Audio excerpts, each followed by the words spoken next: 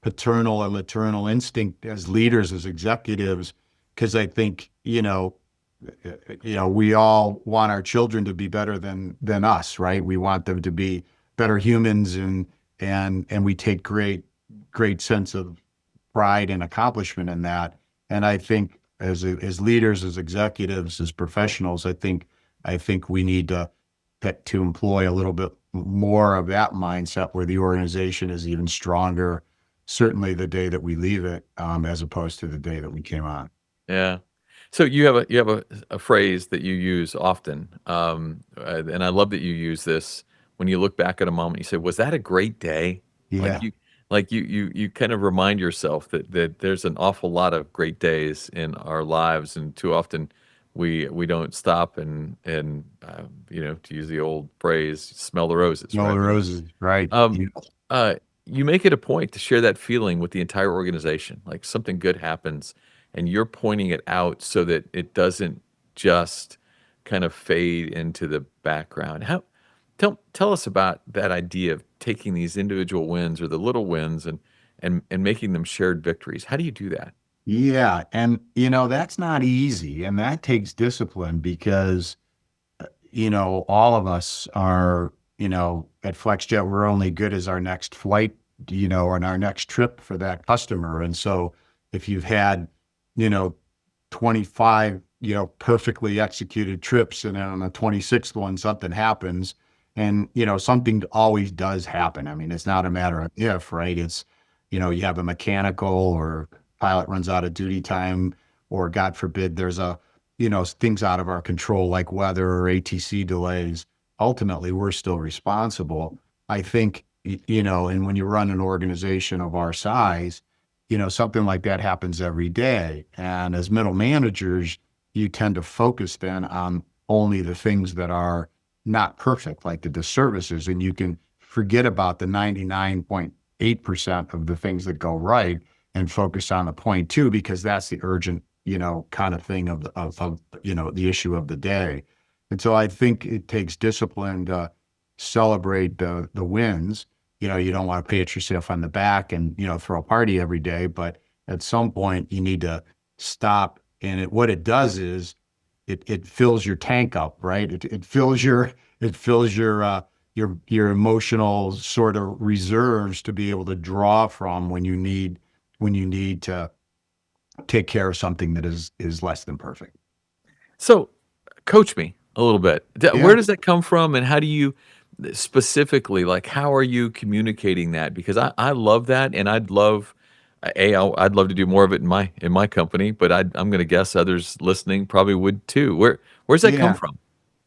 Yeah, it comes from really just a genuine place, like, I loved early on, I was a big fan of Stephen Covey, and he had this concept called the emotional bank account, right?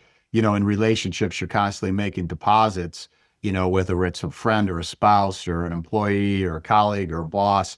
You need to have a good bank account, because eventually you're going to make a withdrawal, right? And you want to make sure that you're never overdrawn in this emotional bank account. Now, that's a simplistic view, but nonetheless, it's kind of the same thing for us, that you just want to continue to, I guess, catch people when they've done something good. You want to make sure that like, even performance reviews, most people tend to start with the positive and end with the negative. We do exactly the opposite, where it's like, okay, Don, let's talk about the things that you kind of fell short on, and here's what happened, and here's what you could do to improve it. But then you evolve so that you end, on something that's positive. So it's kind of good that way. Now we'll get back to the conversation in a moment, but first, do you know how to turn a moment into lasting momentum? That question has been front and center for me over the last 8 years, and in that time, I've interviewed leaders in sports, business, military, and politics to create a model so that you know how to harness momentum to make it your strategic advantage. Now, it's all available. The model and all those interviews are available in my latest book, The New Science of Momentum. Now, if you're serious about sustained success, this book is for you. There's a link in the description to order, and it is available everywhere quality books are sold. I love it. You did an interview with Leaders Magazine, and in that interview, you talked about how you're intentional about creating kind of you used the word family, right? A family Mhm. environment at and what advice would you give to our listeners who trying to create something like that? There's a lot of folks. I mean, I've been in more than one event recently where people have stood up and said, "Look, this isn't family. Let's be real. You'd cut me if you had to. You don't cut your kids if you wouldn't do this. It's don't use the word family." And Yeah. but you're open to that, and I'm intrigued by what you do to how you hold that concept um, uh, pure. Well, let me give you a couple examples. During COVID, give or take, early May of 2020, when the world really was, no one knew where this was going to go, uh, and the world stopped. You as an organization, you're sort of in cash preservation mode because you just don't know how long this is going to last. So I shared with you about Project Lift. One of the other things that we did that is very familial like, which is, several, back then we had, I think, 2,000 people. Today we're about twice that. But we asked for a voluntary salary reduction uh, program we instituted. So we went across the entire company and said, hey, we're not quite sure how long this is going to last. We want to make sure that we don't lay a single person off, which we did not during that time, but we want to preserve as much cash as possible. So if you are in a position to abate a portion of your salary, let us know what you can do. And we got 86% of our employees to participate in some form or fashion. And there were a number of people that abated 100%. So that is very familial like, which is sitting around the kitchen table going, okay, here we have some tough times, you know, you know, can you, can we take a pause on the swim lessons, or is there an extra job that you could work? Let's bring our money back to the table and see how we're going to get through this, right? So those are examples. And then, as it turned out, it lasted much shorter than what we had anticipated. We paid everybody back their withholding. We even bonused, people for participating. So, that's one example. Another example is it is one of the things I think that's the most phenomenal thing about FlexJet today is when there's something that happens to any one of our associates. An example would be one of our pilots whose family member had an accident just recently. And without any direction from any senior leadership, we immediately took this gentleman off the line. We flew him on one of our airplanes to this accident site.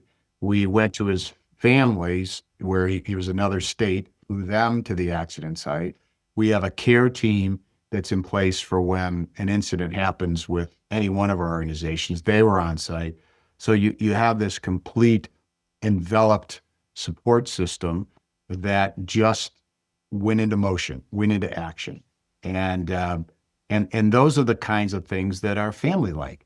And so those are tangible examples of how we have instilled this culture that provides for that kind of support in the organization. That is very unique. I think it's very unique. Well, I love that. But it is interesting. I mean, you've probably experienced it too, right? There's a generation of employees out there that kind of object to the idea that some are Yeah. calling it that, and then you don't care what they object to. You just show up. You show up as you can authentically, and some good stuff can happen. Absolutely. If you're authentic, whether, someone might be susceptible or suspect of it, that's okay. You can't change their point of view, but all you could be is just as genuine as you can be. And at some point, you know, if they see the genuineness, perhaps there's an appreciation that evolves from that. I love it. Back to Notre Dame. Yeah, I love the stories, but you played alongside maybe one of the greatest of all time, Joe Montana, a bunch of other All-Americans. I often talk about the value of association, that we're better when we're in the presence of excellence, that, when we're in the presence of greatness, our game just rises because it sure. has to, right? If you want to stay. What did being in that environment teach you about leadership that still applies today? And if you and maybe when you're done with that answer, I'd love to hear maybe a Montana story or two. Sure. Well, maybe I'll lead with the Montana story. So Joe is certainly one of the greatest of all time. As a walk-on, let's just say that, Joe's contribution to the team, and mine were at complete opposite ends of the spectrum. But I did dress, and I was at the Cotton Bowl, the famous, chicken soup bowl, where Joe, we're getting beat pretty badly by Houston, and at halftime, and it's the cold. I grew up in Cleveland, right? Played football my whole life.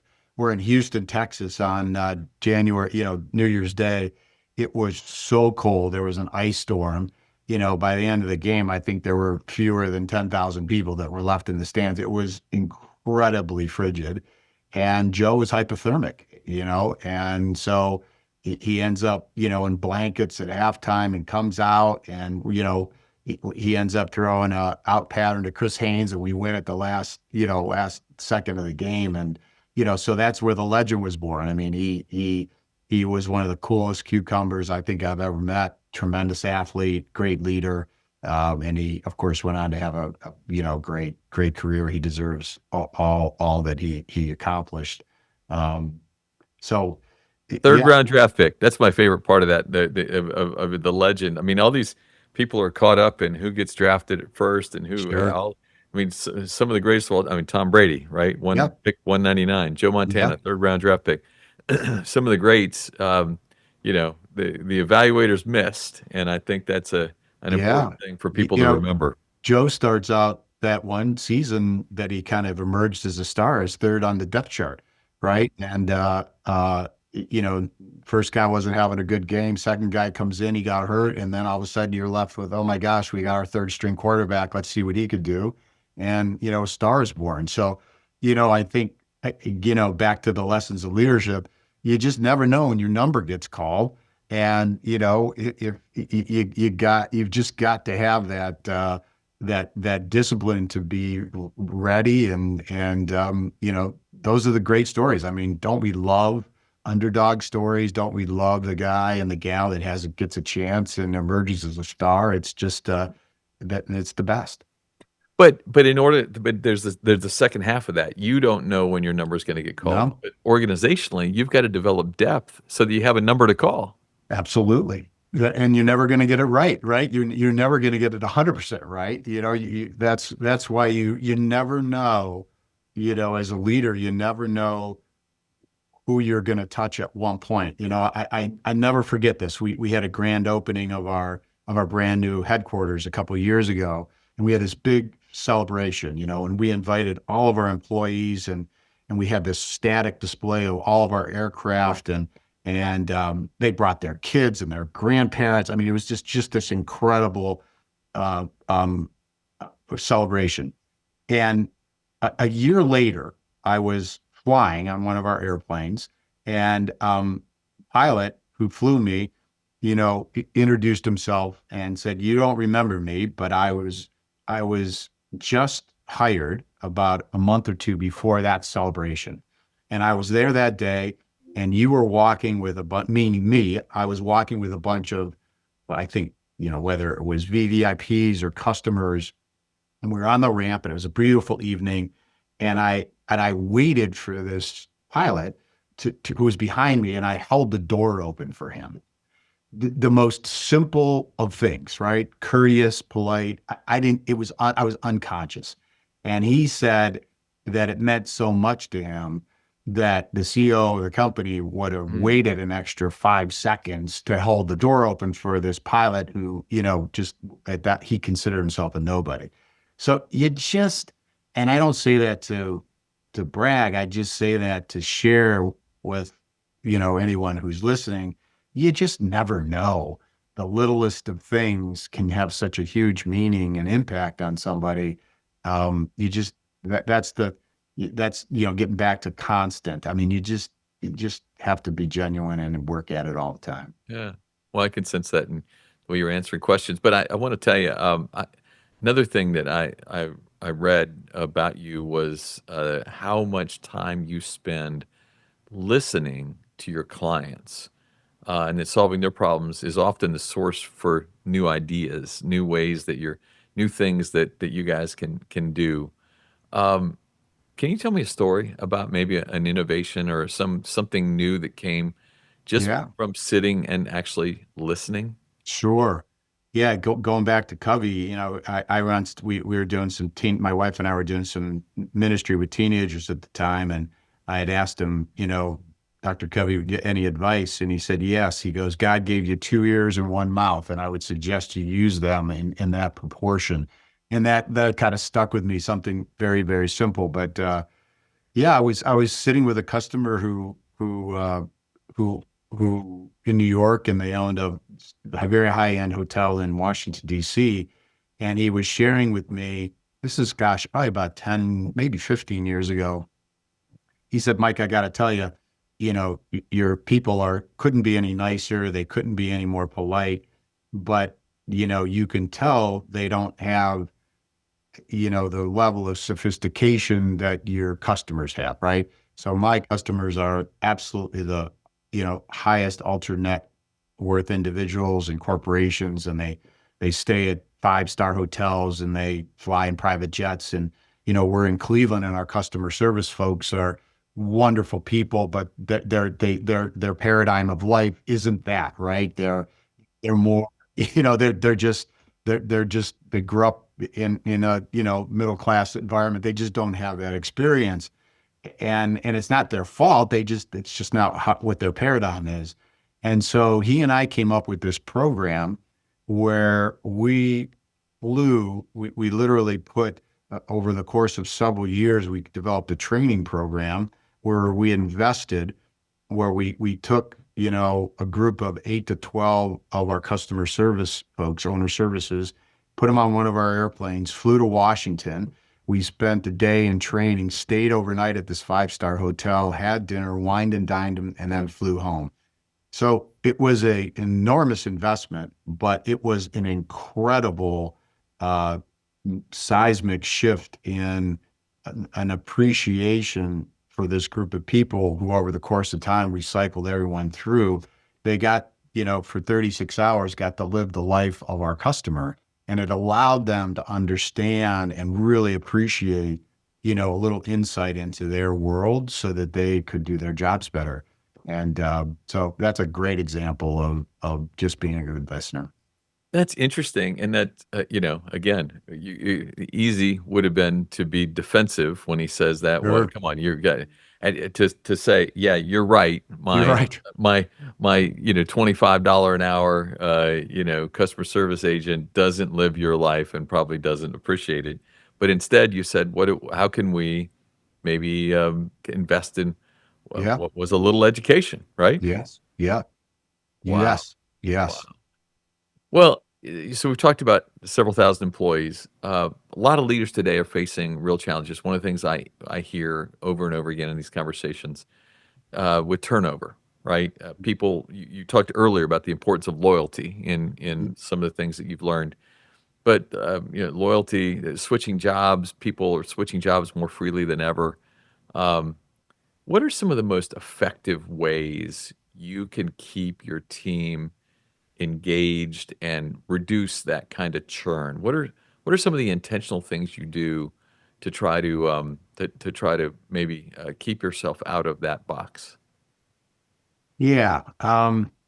Well, the first kind of thing that comes to mind is actually very, very interesting. So let's focus on our pilots. So when we hire pilots, again, speaks to our culture, is this culture of trust. So it's not uncommon for an organization, aviation operator, to hire a pilot, and they need to train them. They need to go to school to get typed in the aircraft that they're going to fly, and that's a sizable investment. It's probably the norm in the industry to have a training contract, which says, look, as the operator, we'll pay for you, Don, to go to school, but you have to stay for X number of years, 1 year, 2 years, 3 years. Otherwise, you owe us a portion of that training back. At FlexJet, we don't do that. We trust you, right? If you come through the interview process and we're going to invest in you to go to school, we're just going to trust you that you're here with good intentions and you plan to stay. Well, of course, not everybody, that opens you up to be taken advantage of, because, there's a small group of pilots that would say, hey, I really want to end up at X operator, whether it's the airlines or someone else, go to FlexJet. They're dumb enough to train you and you don't even have to sign an agreement. So we were getting negatively profiled, and our attrition rates were higher than what we would hope for. So because you weren't contractually locking them down. That's correct. So the contemporary or the common solution would be, well, let's just institute a training contract, right? That'd be the easy and the more kind of the more commonplace, kind of more way to handle that. Well, what that does is that allows the small number of people to change your absolute macro culture that applies, and it's foundational to who FlexJet is. So what we did is we looked at the data, like how long people stayed, who are the people that were actually leaving us, and we kind of discerned that if we could get past like a 3-year mark, then our pilots were more likely to kind of want to stay, make it a career destination. So we raised our pilot minimums. Rather than lowering our pilot minimums, we raised them. Now we also raised. What does that mean? What does that mean to raise your pilot minimums? Meaning that we took, as a pilot today, if you want to come to work for FlexJet, you have to have a minimum of 3,000 hours to eat before we'll even hire you. Before, there are many operators that do minimums much lower than that. And we also raised our starting compensation pay that said, let's get a more experienced pilot who perhaps might be a little bit, maybe even a handful of years older. We'll raise our minimums so that they're more competent, and we'll also pay them more to start. So we actually made it harder to become a FlexJet pilot, but we thought, and we're not going to change our tradition of our culture of trust. And what we've seen as a result of this has been about 2 years, is a response from the pilot community that says, hey, this is the kind of organization that I'd like to make a career of. And so we've seen our retention rates soar since doing this. So wow. So you went counterintuitive, countercultural, and it again reinforces just the dynamic and the environment that we operate in, that we like to perpetuate. I love that. Mike, can I go back? Sure. Just as I'm making notes, and I've got pages of them here in front of me. I want to go back to that story you were just telling about the program taking 8 to 12 of your customer service agents to the hotel in DC, wine and dine them. Is there a story that you remember of one of those people and how that experience affected them? Gosh, Don, I would tell you there's dozens and dozens of them. And, I tell all the young kids, I know it's, again, sort of maybe a traditional way, but there's still something incredibly special about a handwritten note. I just think it's a little bit old school, but there's just something that you can't in today's day of texting and emails. It's just so easy to communicate. But there's something so special as someone takes the time to write you a note. And, old snail mail, I would get a handwritten note from every single person who went on that trip, thanking me for the investment and the opportunity that they had to experience that. And it completely changed their first of all, opened their eyes as to the type of customer that they were servicing or taking care of, gave them just a little insight into their world, but more the appreciation for me to have invested, all that time and money and effort into their career development. It just meant so much to them to be appreciated, and to be special and invested in. And so I still have most of them, just because they're super heartfelt, and just it was one of the best things we've ever done. Wow, I love that. I think it's very again, almost like your pilot story, very counterintuitive. But Yeah, if you're going to create a unique culture, you have to do unique things. indeed. Mike, I can't thank you enough for the opportunity today to learn from you, to be a corporate competitor together with you, and to experience what you have built. And it's just so impressive, and really, really proud to have learned from you today. Don, thank you so much. It's my pleasure to be with you, and congratulations on your work and your career. I'm a big fan, and it's been a pleasure to share. So thanks for having me.